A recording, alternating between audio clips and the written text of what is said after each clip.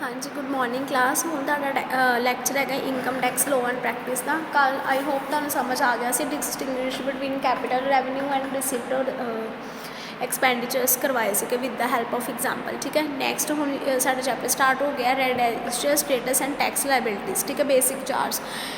Next topic ਦਾ सब तो पहले देखो कहते रेजिडेंशियल स्टेटस की होंगे वा। Residential status is a term of acquired under the income tax nothing to do the nationality and dominical person. ठीक है, ये कहते रेजिडेंशियल स्टेटस वो स्टेटस होंगे जिस इनकम टैक्स आप की करते हैं पे करते हैं बट रेजिडेंशियल फॉर्म्स करते हैं। It is a known the Indian citizen Indian can be a non resident form च नहीं कर सकते। इनू आप परपज़ में यूज़ करते हैं। इन्हें किया सी अमेरिका ने who is a citizen of America कितने सिटीजन अमेरिका का but residential Indian income tax purpose ਲਈ यूज़ किया जाता। रेजिडेंशियल स्टेटस कहते परसन ते डिपेंड करता अपॉन द ट्रैजरी कनैक्शन होंगे परसन का कि अपनी कंट्री के नाल। ठीक है, इंपॉर्टेंट पॉइंट्स आता रेजिडेंशियल स्टेटस का प्रीवियस ईयर च की सीगा कहते असैसमेंट ईयर में हमेशा इन्ना ही ज़्यादा इंपॉर्टेंट ना दो। रेजिडेंशियल स्टेटस यही है कि उन्होंने पुराने स्टेटस ना देखो ऑर्डनरी रेजिडेंस देखो कि केड़ा चल रहा वा recent present residential status. Okay, next हम अपने आते हैं नोट्स बेसिक्स चार्ज दे विच ही नीड सिग्निफिकेंस। देखो नीचे क्वेश्चन मैं बनाया how the residential status is an assessment determine for income tax purpose. इदा क्वेश्चन आएगा। पहले तो तुसी रेजिडेंशियल स्टेटस का मीनिंग लिख देना दैन ए लिख देना। उस तो बाद residential status for different persons ते की है। टाइप्स ऑफ रेजिडेंशियल स्टेटस है for the individual and HUF। ठीक है, and for firm company and AOP BOI local authority artificial judiciary persons. ठीक है, अब इंडिविजुअल एंड HUF में क्या था, इंडिविजुअल एंड HUF में क्या है कहते इसका बताना हमने क्या पर्पज़ है। ठीक है, ordinary not ordinary and non resident हमारे इंडिविजुअल HUF में आ जाएंगे। कौन कौन से वाले, ऑर्डिनरी और non ordinary and non residential. HUF की फुल फॉर्म है हिंदू अनडिवाइडेड फैमिली, लिख लो Hindu undivided family. Clear, and AOP BOI local authorities ही हैं। ठीक है, क्लियर। इसके बुक में भी नोट्स हैं, वो भी मैं आपको सेंड कर दूँगी, एक बार वहाँ से भी पढ़ लेना। नेक्स्ट आते हैं इंपॉर्टेंट पॉइंट्स है कहते हैं हिंदू residential status is a person depend upon the number of days he has a physically stayed in India. कहते कितने नंबर ऑफ डेज हैं रेजिडेंशियल स्टेटस के जो फिजिकली प्रेजेंट है कहाँ पे, इंडिया में। Residential status in assessee the determine the every previous year because it may be a change from year to year. ये हमेशा साल के साल बाद क्या होता है, चेंज होता है। A person gets resident in 1 year non resident in next year. कहते एक पर्सन रेजिडेंट हो रहा 1 ईयर से, 1 साल वो रेजिडेंट हो गया but non resident next year चो नॉन रेजिडेंट भी हो जाता। A person may be a resident in more than 1 country in same previous year. कहते 1 साल तो अगर ज़्यादा रह रहा पर्सन एक ही कंट्री तो वो रेजिडेंट उन्होंने मनिया जाएगा। जिदा असीं कहने हैं ना कि जिदा मान लो हम आप फॉरन गए हैं, ठीक है, जे सानू ग्रीन कार्ड या PR मिलती है ਅਸੀਂ ਉੱਥੇ ਦੇ ਰੈਜ਼ੀਡੈਂਟ ਹੋ ਜਾਂਦੇ ਹਾਂ। अगर सानू नहीं PR मिल रही है, ठीक है, तो आप रेजिडेंट होवांगे उस कंट्री के, नहीं आप नॉन रेजिडेंट ही गिने जावांगे जब तक सानू की नहीं मिलूगी PR। ठीक है, फॉर द नैक्सट ईयर कदों मतलब करते अप्लाई होंगी है, कदों मिलती है, उदों आप उन्होंने की हो जाएंगे रेजिडेंशियल स्टेटस हो जाएंगे उन्होंने। नेक्स्ट आता है rules for determination of a residential status of a different reasons. क्या डिफरेंट पर्सनस कौन कौन से हैं। पहला residential status of an individual, residential status of an individual section कौन सा 6। अब सेक्शंस तो आपने लर्न करने हैं, मैंने पहले भी बोला अब भी बोल रही हूँ, साइड बाय साइड लर्न कर जो बाद में ये ना पेपर में आपको प्रॉब्लम हो। Residential section 6 sub section 1 and non residential section 2 sub section कितना 30। अब ordinary residential and non ordinary. Ordinary पहले तो रेजिडेंट का मतलब देखो क्या होता है, कहते हैं resident section 6(1) individual is set to the resident of India during the previous year is fulfil the anyone who is following the 2 basic conditions. कहते हैं इसके 2 बेसिक कंडीशंस है रेजिडेंशियल स्टेटस के इंडिविजुअली। कौन कौन से अभी मैंने बताया, ordinary and non ordinary. And इसमें क्या था कहते हैं पहले रीज़न देखो, कहते ही was India in for 182 days more then the during the relevant previous year. अगर इंडिया में 182 डेज या उससे ज़्यादा रह रहा है तो रेलिवेंट है प्रीवियस ईयर। ठीक है, तो अगर कहते ही was India for the 60 days more during the relevant previous year and 365 more during the 4 previous immediately preceding the relevant year. कहते एक परसन इंडिया 60 डेज़ तो ज़्यादा अगर ड्यूरिंग रैलीवेंट प्रीवियस ईयर्स रह रहा वा बट वह 365 तो more than during 4 previous year मतलब 4 साल तो ज़्यादा हो गया प्रीवियस ईयर इमीजिएटली वो प्रोसीड की कर जूगा relevant previous year back years proceed कर जाएगा ठीक है। और एक्सपैक्टेशंस एंड रूल्स कौन सी है 60 डेज़ को सेंडिंग बेसिक कंडीशंस कौन सी है कहते हैं इन केस अगर Indian citizens who went outside the India for employment ठीक है अगर इन केस अगर इंडिया के ही सिटीजन है आउटसाइड द इंडिया इंप्लॉयड कर रहा काम तो और तो केड़ा रूल लगेगा rule 60 days second basis condition लगूगी केड़ी रेजिडेंट ये वाली रेजिडेंट सैक्शन कौन सा 6 सब सेक्शन 1 ठीक है। अगर इन केस इंडिया का citizen who leaves India India छोड़ के चला गया इंडिया के ही सिटीजन है ठीक है मेंबर क्रू इंडियन शिप में ठीक है तो उसमें भी सेक्शन कौन सा लगेगा 6 सब सेक्शन 1 आएगा।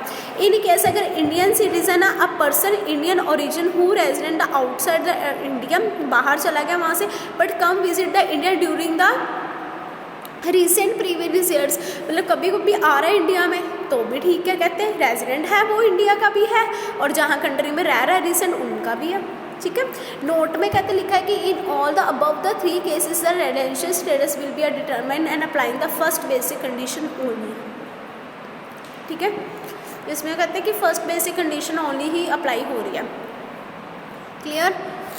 नेक्स्ट देखो स्टे इंडियन ऑर्डिनरी रेजिडेंट में लिखा है कि ordinary resident is a individual is a set the ordinary fulfil the following 2 additional conditions कौन कौन सी थी he was a resident of India for at least 2 previous year 2 साल से ज़्यादा आउट ऑफ 10 प्रीवियस ईयर 10 साल से भी ज़्यादा इमीजिएटली वो प्रोसीड किस में करेगा रेलिवेंट ऑफ प्रीवियस ईयर में and he was in India at least the 730 days कहते हैं 730 डेज़ हो गया और मोर during 7 previous year immediately proceed वो किस में कर जाएगा रिसेंट प्रीवियस ईयर में ठीक है। अगर कहते हैं नॉट ऑर्डिनरी द रेजिडेंट हो resident is individual is said to be a not ordinary resident he proves that कि he was not a resident for the 2 previous year out of a 10 previous year immediately preceding the relevant previous year ठीक है।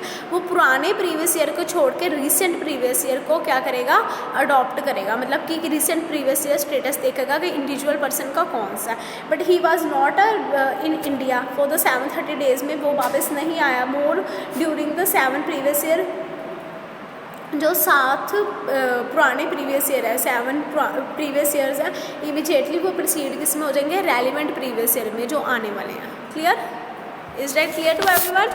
Next है non residential में section 2 sub section 30 था उसमें क्या था resident में सेक्शन 6 सब सेक्शन 1 था।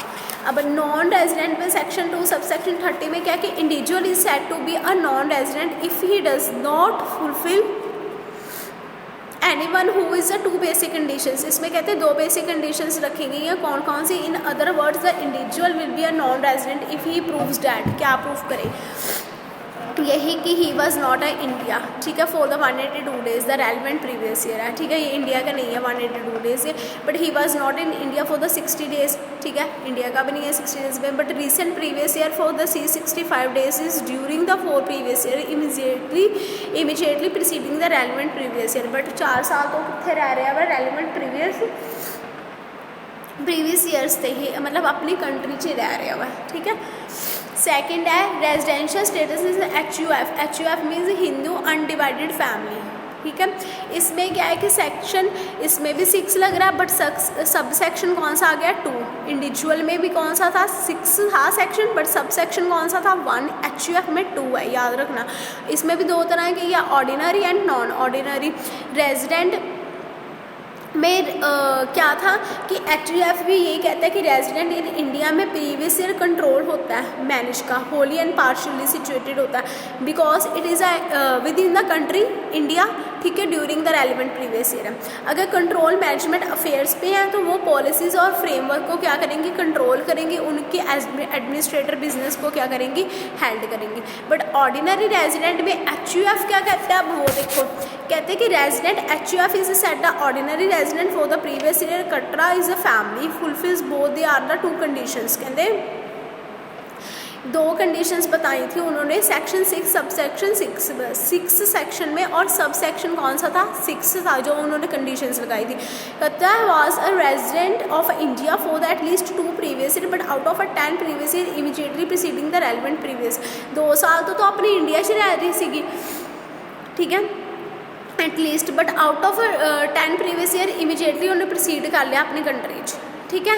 एंड सैकेंडली की कहता है, एक तो यह चांस हो सकता है, एक चांस यह भी हो सकता है कि कहते करता was Indian in for at least 130 days, 137 हाँ 130 डेज में उसने more than during 7 previous year immediately proceed करे रेलिवेंट प्रीवियस ईयर से। रेलिवेंट प्रीवियस ईयर कौन सा होगा, जो रिसेंटली प्रीवियस ईयर चल रहा है।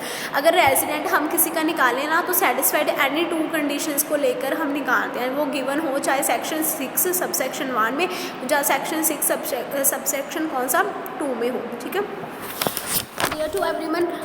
अब नॉट ऑर्डिनरी रेजिडेंट में एचयूएफ का क्या रोल था, कहते कि he was not a resident of India, वो इंडिया का है ही नहीं बंदा, नॉन ऑर्डिनरी रेजिडेंट कहता है एचयूएफ में, हिंदू अनडिवाइडेड फैमिली में, कहते वो बंदा इंडिया का है ही नहीं है for at least 2 years but 10 previous year immediately वो परसीव कर रहा है इंडिया में, ठीक है। एक तो ये कंडीशन अप्लाई कर सकता वो। सेकेंडली उसने क्या करा था, ही वॉज नॉट अ इंडिया में नहीं था बट 730 डेज और मोर ड्यूरिंग 730 डेज, मतलब 730 डेज में दिन और 7 प्रीवियस ईयर मतलब पुराने 7 साल तो इमीडिएटली वो प्रोसीड कर रहा है रिसेंट रेजिडेंट प्रीवियस ईयर्स, ठीक है। एक क्या केस हो सकता कि केस एचयूएफ च, ठीक है, it is a non ordinary resident HUF के केस च हिंदू अनडिवाइडेड फैमिली के विच, clear. But non resident section 2 subsection 30 भी यही कहता सीगा कि HUF is set to the non resident during the previous year and control कर रहा है मैनेजमेंट, होली भी करता है, वहाँ पे होली और पार्शली था, इसमें होली सिचुएटेड है, क्लियर। थर्ड आ जाओ, residential status form AOP BOI and local authority artificial judiciary persons, कहते हैं कि these person claim only the 2 status, 2 status में देखते हैं, रेजिडेंट में एंड नॉन रेजिडेंट में। It can't be a claim the status of AOP and BOI local authority artificial judiciary में क्या कहते हैं कि जो रेजिडेंट है सेक्शन 6 सबसेक्शन 2 में कहते हैं कि एओपी और बीओआई लोकल अथॉरिटीज़ हैं जो आर्टिफिशियल जुडिशरी पर्सन को क्या करती है, रेजिडेंट रख रही है इंडिया में but during the previous year में, बट वो कंट्रोल मैनेज कौन कर रहा है, Fairlie Holi and partially situated कर रहा है, कहाँ पे कर रहा है वो, इंडिया में कर रहा है, ठीक है। And non resident section 2 subsection 30 में क्या था कि एक फर्म है एओपी और बीओआई दोनों, ठीक है, उन्होंने लोकल अथॉरिटी और आर्टिफिशियल जुडिशरी पर्सनस को क्या कर दिया, नॉन रेजिडेंट कर दिया इंडिया में, बट जो कंट्रोल कर रही है मैनेजमेंट वो तो होली सिचुएटेड में कर रही है, इसमें तो नहीं पार्शली लगा, ठीक है, क्योंकि during the relevant previous year तो अभी चल रहा है इनका, किसमें, कौन से वाले में चल रहा है अभी, कौन सा करवा रही हूँ मैं, एओपी और BOI local authority, clear. Next fourth है, कहते हैं residential status of a company. अब कंपनी का स्टेटस देखो क्या है, कंपनी में क्या था कि कंपनी में रेजिडेंट 2 आएंगे, हर किसी में, चाहे वो एचयूएफ हो, इंडिविजुअल हो, कंपनी हो, किसी का भी हो, एओपी बीओआई का हो, हर एक में रेजिडेंट 2 ही आएंगे। रेजिडेंट सेक्शन 6 सबसेक्शन 2, इसमें 6 सबसेक्शन 1, इसमें कौन सा है सेक्शन 6 सबसेक्शन 3, ठीक है। अब पहला पढ़ो क्या है, अब रेजिडेंट सेक्शन 6 सबसेक्शन कौन सा आ गया 3, कहते a company is a set to the resident India during the relevant previous year it is an Indian company, कहते ये सीधा ही वो कहता पाया जी कंपनी है वो कड़ी है, इंडिया की है। अगर इन केस कहते नॉन इंडियन कंपनी हो बट कंपनी नॉन इंडियन है, फॉरन च कंपनी चल रही है, उन्होंने कंट्रोल भी हो रही है, मैनेजमेंट भी हो रही है, ठीक है, बट जेड़ा ओदा अफेयर्स है it is a wholly situated in India during the previous year, ठीक है, होली सिचुएटेड होएगा ड्यूरिंग द इंडिया च केड़े ईयर च, प्रीवियस ईयर च। And non resident section 2 sub section 30 की कहता है कि foreign company is set to a non resident in India but the previous series is also control the management in situated the wholly and partially outside the India. इसमें wholly भी हो सकता है, partially भी outside the resident of India हो सकती है। Clear to everyone. अब इसके साथ ही रिलेटेड मैंने क्वेश्चन बना दिए हैं, वो चेक कर लेना कि कौन कौन से आ सकते हैं, किस फॉर्म में आ सकते हैं। पहले तो explain liability assess determine the reference पूछा, ये भी आंसर लिखना। Incident of tax liability same answer. Scope हमने अभी करना है, टोटल इनकम, ठीक है, रेजिडेंशियल स्टेटस में पूछा हो, बेसिक चार्ज में पूछा हो, सेम आंसर आएगा। How the liability assessee the determine the reference is resident, same answer. Clear to everyone. Next चलो, स्कोप रहता है आपका main incident of tax and scope of total income. कहते हैं tax is levied the total income of a person, a total income is based upon the residential status if an assessee during the previous year. कहते हैं कि tax is levelled है for the किस पे, total income of person में। अगर total income based upon a residential status में, वो असेसी ड्यूरिंग क्या कर रहा है, प्रीवियस ईयर को यूज़ कर रहा है। बट सेक्शन कौन सा लग रहा है, 5 लग रहा है। प्रोवाइड कर रहा है scope total income is various basic status. कौन कौन से स्टेटस है, पहला कौन सा, scope of a total income from resident and ordinary resident. अब रेजिडेंट और नॉन ऑर्डिनरी रेजिडेंट में क्या है कि इनकम रिसीव्ड कर रहा है इंडिया पहले तो। सेकेंडली क्या कर रहा है, इनकम डीम्ड हो रही है रिसीव्ड इन इंडिया में भी, अक्यूर भी हो रही है इंडिया में भी, और डीम्ड अक्यूर प्लस अराइज भी कर रहे हैं इंडिया में ही ऑर्डिनरी रेजिडेंट। कहते हैं income accruing outside the India, income received outside the India for the foreign income. वो जो इनकम है ना, जो तीन इनकम्स है वो इंडियन इनकम्स है, but income accruing outside the India and received outside the India, जो बाहर जा रही है वो कौन सी थी, फॉरेन इनकम। अगर मैं आपको बोलूँ कि स्कोप ऑफ इनकम निकालो तो आप निकाल सकते हो Indian income total plus foreign income, ठीक है। ये प्रैक्टिकल सम आएगा, आपने देखनी है कौन कौन सी किस में ऐड करनी है। क्लियर। सेकंड देखो, scope of a total income for not ordinary resident. कहते हैं नॉट ऑर्डिनरी रेजिडेंट च की है कि इनकम रिसीव्ड कर रहे हैं इंडिया, इंडियन इनकम बता रही हूँ पहले, इनकम रिसीव्ड कर रहे हैं इंडिया, इनकम डीम्ड भी हो रही है, ठीक है, इनकम अक्रूइंग एंड अराइज भी हो रही है, ठीक है। फोर्थ में है कि income being accrue and arise in India में, दोनों में जा रही है इंडियन इनकम। सेकंड में है कि फॉरेन जो इनकम है, income deemed accrue and arise in India, income accrue arise outside the India, जो बाहर से भी जा रही है इनकम, वो कौन सी होगी, फॉरेन इनकम।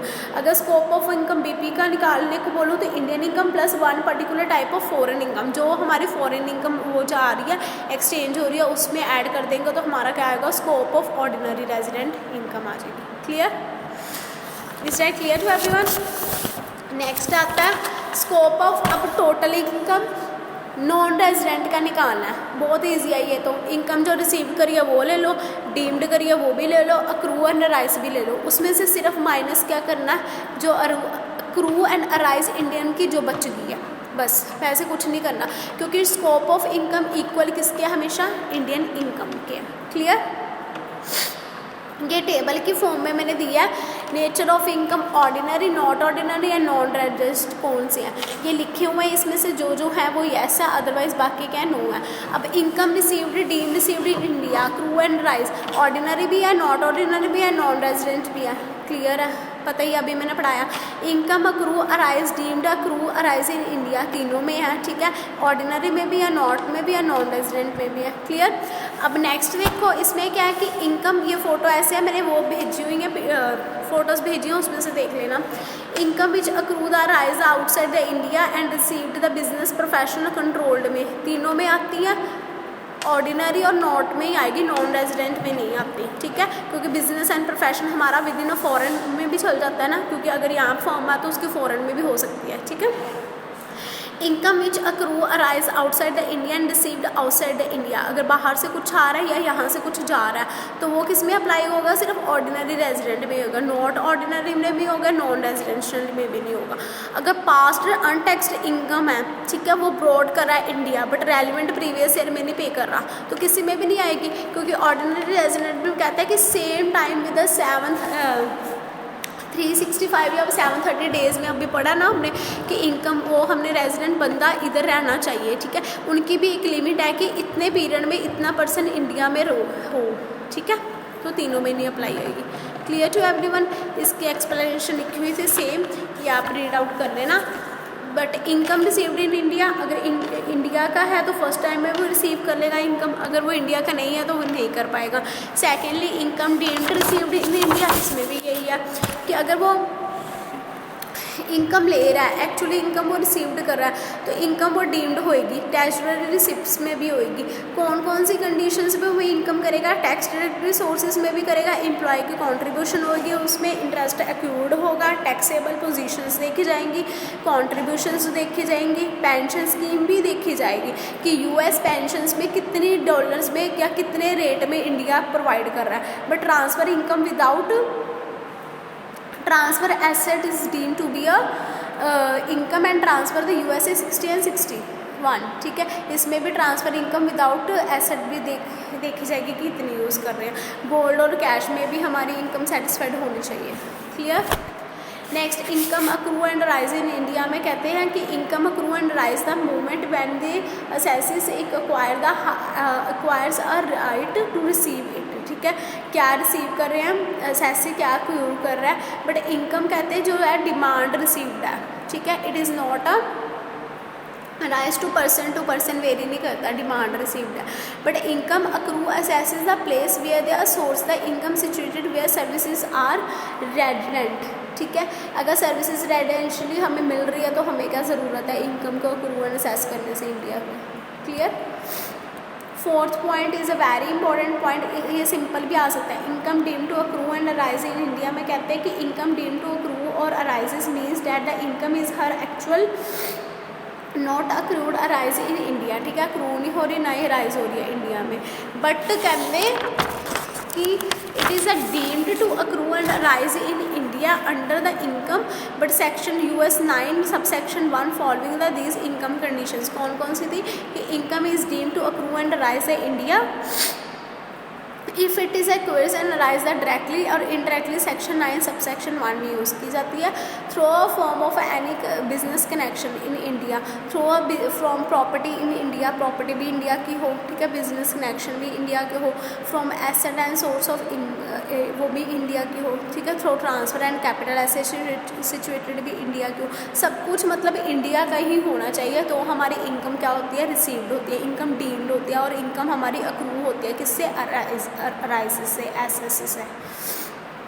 बट कहते हैं कि all the expectations and operations business are not carried out in India but shall it may be a deemed accrue and arise in India, चाहे वो प्रॉपेबिलिटी एट्रीब्यूट उसका ऑपरेट कर रहा है, कैरिड आउट हो रहा है इंडिया में। फॉर एग्जांपल देख लो, जैसे मान लो where a goods are manufactured in India, manufacture goods कहाँ हुए इंडिया में, बट सोल्ड कर दिया मैंने आउटसाइड द इंडिया, ठीक है।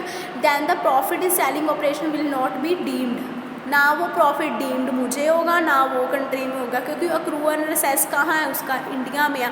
अगर वो इंडिया का ही बना के पर्सन इंडिया में ही सेल करे तो उसको deemed and accrue and assess India का कहा जाता है। Is that clear to everyone. Next है कि salary earn in India and received outside the India, इसमें सैलरी तो अर्न हो रही है इंडिया में बट रिसीव्ड कहाँ हो रही है, फॉरेन कंट्री में। सेक्शन कौन सा लागू हो रहा है, 9। सब सेक्शन कौन सा यूज़ हो रहा है, 1। कहते हैं सैलरी इनकम रिसीव्ड कर दी मैंने इंडिया में बट अकाउंट रिसीव्ड नहीं हुआ, ठीक है, इंडियन शैल भी डीम्ड हो रहा है। सिमिलरली उसकी पेंशन भी जो रिसीव्ड कर रहे हैं कहाँ से, आउटसाइड इंडिया में, बट जो सर्विसेज है वो कहाँ प्रोवाइड हो रही है, वो फॉरेन में। बट इंडिया रेजिडेंट कहता है कि इंडिया ही प्रोवाइड करे सर्विसेज, इंडिया ही उसको फॉरेन क्या करे, रिसीव करे किसकी, सर्विसेज, ठीक है। Shall be it deemed and accrue arise in India में ही हो। थर्ड में क्या है कि सैलरी पेड बाय गवर्नमेंट, अब सैलरी पे कौन कर रहा है, government, to the Indian citizen को, बट सर्विसेज रेजिडेंट कहाँ हो रही है, उसके बाहर हो रही है। ये भी सेक्शन कहते हैं लागू कहाँ हो रहा है, 9 और सब सेक्शन 1 में हो रहा है। गवर्नमेंट हमेशा कहती है कि सेक्शन जो यूज़ करते हैं अपनी इंडिया में ही अपने ही सर्विसेज के अकॉर्डिंगली यूज़ करो, ठीक है। फोर्थ है dividend paid by the Indian company outside the Indian, इस पर भी क्या हो रहा है कि डिविडेंड तो पे हो रहा है इंडियन कंपनी का बट आउटसाइड द इंडिया में हो रहा है, सेक्शन 9 सब सेक्शन 1 में हो रहा है। इंटरेस्ट पेएबल आउटसाइड इंडिया में क्या कह रहे हैं, सेक्शन 9 सब सेक्शन 5 भी है इसमें। देखो इंटरेस्ट पेएबल इंडिया का गवर्नमेंट में है बट जो वो मनी बोरोड कर रहा है ना वो भी इंडिया में ही कर रहा है, बट आउटसाइड इंडिया वो क्या कर रहा है, सेल्फ डीम्ड कर रहा है, मतलब अक्रू कर रहा है। But in the other hand अगर हम देखा जाए कि इंडिया रिसिप्ट अगर पे मिल रही है तो उसका पे किसको, बोरो किसको जा रहा है, वो इंडिया को ही जा रहा है, ठीक है। तो interest payable outside the India ही है, क्लियर, क्योंकि कैरिड आउट तो उनका इंडिया में हो रहा है ना, शैल इट डीम्ड भी हो रहा है। However the India is hand on the recipients, चाहे उसको रिसिप्ट मिल रही है चाहे उसको नहीं मिल रही है, तो इंडिया की इंटरेस्ट पेबल आउटसाइड कहाँ हो रहा है, वो इंडिया में हो रहा है, क्लियर। नेक्स्ट देखो, कहते हैं royalty and payable outside India. अब रॉयल्टी में सेक्शन 1 है, सब सेक्शन कौन सा आ गया, 6, उसमें 5th था, ये सेक्शंस लर्न कर लेना। रॉयल्टी पेबल रेजिडेंट भी हो सकता है, नॉन रेजिडेंट भी हो सकता है, बट राइट इन्फॉर्मेशन कौन पे करेगा, इंडिया ही पे करेगा सब कुछ। मतलब इसमें कैरिड आउट भी, रूल्स भी, फॉलो भी जो कर रहा है, जो इनकम प्रॉपर्टी या हाउस के, वो सब किसने प्रोवाइड करनी है, इंडिया ने करनी है। अगर इंडिया आउटसाइड जो कंट्री भेजेगा तो वो डीम्ड नहीं करेंगे, बस इतना याद रखना दिमाग में, ठीक है। Fees for technical services payable outside the India, अगर फीस फॉर टेक्निकल सर्विसेज हमें पे कर रहा आउटसाइड द इंडिया में तो इनकम रिसीव होगी टेक्निकल सर्विसेज की, ठीक है। इंडियन गवर्नमेंट शैल डीम्ड होगा, अक्रू भी होगा, अराइज भी होगा इंडिया में। इनकम अगर फ़ी टेक्निकली सर्विसेज पेबल रेजिडेंट और नॉन रेजिडेंट दोनों पर्सनस दे रहे हैं, बट वो यूटिलाइज्ड कहाँ हो रही है, कैरिड कहाँ हो रही है, इंडिया में, उसका डीम्ड कहाँ अराइज हो रहा है, इंडिया में, क्लियर टू एवरीवन। नेक्स्ट है एक्सपेक्टेशन केसेस हैं, इसमें क्या है कि income deemed not accrue and rise in India, income ना डीम्ड हो रही है, ना अक्रू हो रही है, ना राइज हो रही है। अभी मैंने पढ़ाया है केसेस, वही केसेस हैं, रिपीट है, एक बार देख लेना। अगर कोई डाउट हुआ तो मेरे से पूछ लेना। इसमें यही है कि सच अमाउंट पे आउटसाइड द इंडिया भी जा सकती है, विद इन द भी जा सकती है, पर परमानेंटली आउटसाइड द इंडिया में होती है, ठीक है। तो ये non resident and individual firm की जो पार्टनर्स और शेयर होल्डर्स हैं वो आपस में Indian citizens no income shall deemed करते हैं एंड अक्रू एंड अराइजेस भी डाल देते हैं, ठीक है, इंडिया में, क्लियर टू एवरीवन। बस यही था, कल हम करेंगे इसके नेक्स्ट कंटिन्यू। अगर किसी को डाउट हुआ तो मेरे से पूछ लेना। कल हम इनकम फ्रॉम हाउस प्रॉपर्टी करेंगे, क्लियर। और साइड बाय साइड अपने नोट्स बना लो, मैं बार बार बोल रही हूँ, और अपने वो भी कर लो, नोट्स भी बना लो और अपने सेक्शंस भी लर्न शुरू कर लो। अगर किसी को डाउट हुआ मुझे मैसेज कर देना पर्सनली। Thank you class.